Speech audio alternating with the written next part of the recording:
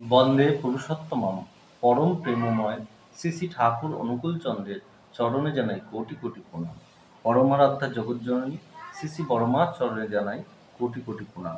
পরম পূজ্যপাদ শ্রী শ্রী বরদার চরণে জানাই কোটি কোটি প্রণাম। পরম পূজ্যপাদ শ্রী শ্রী আচার্য দেবের চরণে জানাই কোটি কোটি প্রণাম। পরম প্রেমময় শ্রী শ্রী ঠাকুর অনুকূলচন্দ্রের শ্রীহস্তে লিখিত সত্যানুসরণ গ্রন্থ থেকে কিছু অংশ পাঠ করছি। জয় গুরু।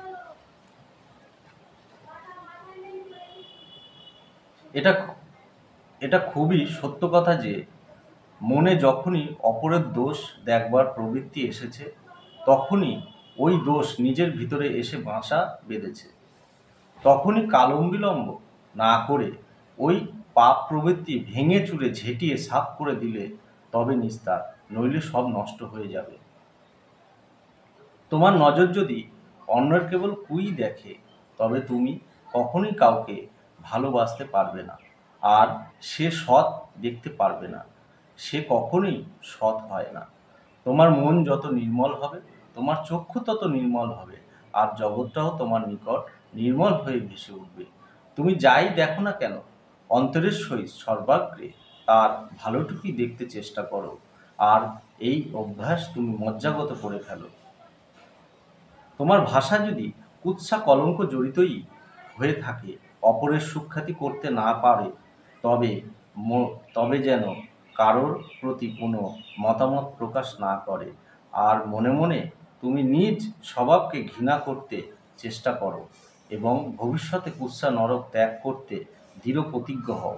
পরনিন্দা করাই পরের দোষ কুড়িয়ে নিয়ে নিজের কলঙ্কিত হওয়া, আর পরের সুখ্যাতি করা অভ্যাসে নিজের স্বভাব অজ্ঞাতসারে ভালো হয়ে পড়ে। তাই বলে কোনো স্বার্থবুদ্ধি নিয়ে অন্যের সুখ্যাতি করতে নেই, সে তো খোসামত। সেক্ষেত্রে মন মুখ প্রায় এক থাকে না, সেটা কিন্তু বড়ই খারাপ, আর তাতে নিজের স্বাধীন মত প্রকাশের শক্তি হারিয়ে ফেলে। জয় গুরু।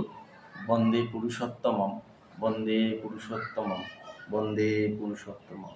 পরম প্রেমময় শ্রী শ্রী ঠাকুর অনুকূলচন্দ্রের চরণে জানাই কোটি কোটি প্রণাম। পরমারাধ্যা জগজ্জননী শ্রী শ্রী বড়মার চরণে জানাই কোটি কোটি প্রণাম। পরম পূজ্যপাদ শ্রী শ্রী বরদার চরণে জানাই কোটি কোটি প্রণাম। পরম পূজ্যপাদ শ্রী শ্রী আচার্য দেবের চরণে জানাই কোটি কোটি প্রণাম। জয় গুরু। বন্দে পুরুষোত্তমম, বন্দে পুরুষোত্তমম। জয়।